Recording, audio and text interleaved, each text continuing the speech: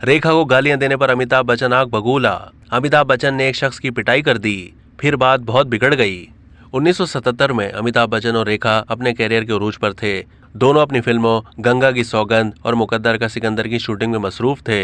इससे पहले भी वो कई फिल्मों में एक साथ काम कर चुके थे। इन दिनों फिल्मी हलकों और जरीदों में रेखा और अमिताभ बच्चन की मोहब्बत के फसाने मौजूए बहस बने हुए थे।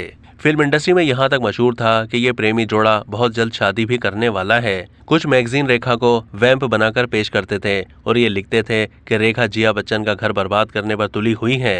रेखा को घर तोड़ने वाली अदाकारा करार दिया जाता था। इस सारे फसाने में रेखा के बारे में मनफी ख्यालात आम होते जा रहे थे। एक दिन जयपुर में फिल्म गंगा की सौगंध की शूटिंग के दौरान अमिताभ बच्चन बार बार अपने मुकालमात भूल जाते तो कभी यही सूरत हाल रेखा के साथ होती।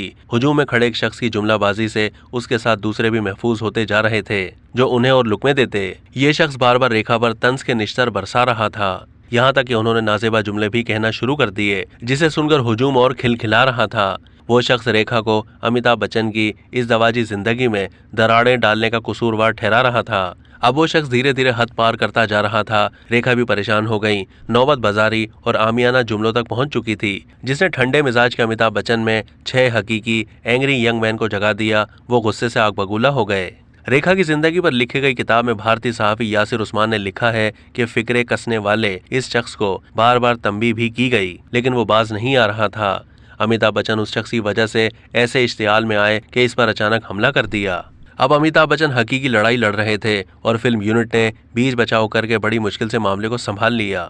वो शख्स भी संगीन नताइज की धमकियां देता हुआ सेट से चला गया। सबको ऐसा ही लगा कि मामला रफा दफा हो गया, लेकिन ऐसा नहीं था। इस वाकये के चंद ही घंटों के बाद सेट पर वही शख्स 6-7 बंदों को लेकर सेट पर आ गया और उन्होंने वहां तोड़फोड़ शुरू कर दी। अमिताभ बच्चन उस वक्त मेकअप करवा रहे थे।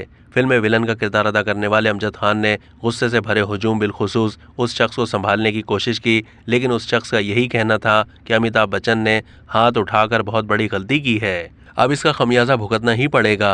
अमजद खान ने उनसे अमिताभ बच्चन की तरफ से माजरत कर ली और उन्हें यकीन दिलाया कि वो अगले दिन फिल्म यूनिट के साथ यहाँ से चले जाएंगे, जिससे हुजूम ने अपनी कामयाबी मान लिया और फखरी अंदाज में नारे लगाकर सेट से वापस चले गए। अगले दिन मुख्तलिफ अखबारात में इस वाक़ये को नुमाया अंदाज में शाया किया गया, जबकि कयास आराइयों का एक नया दौर शुरू हुआ, जिसमें रेखा और अमिताभ बच्चन के रोमानवी किस्से और मजीद आम होने लगे। अमिताभ बच्चन का यूं जुनूनी होकर इस शख्स पर हमले को ये कहकर पेश किया गया कि जरूर दाल में कुछ काला है, मगर इस सुपरस्टार जोड़ी ने कभी अपने अफेयर से मुताल्लिक खबरों की तरदीद नहीं की।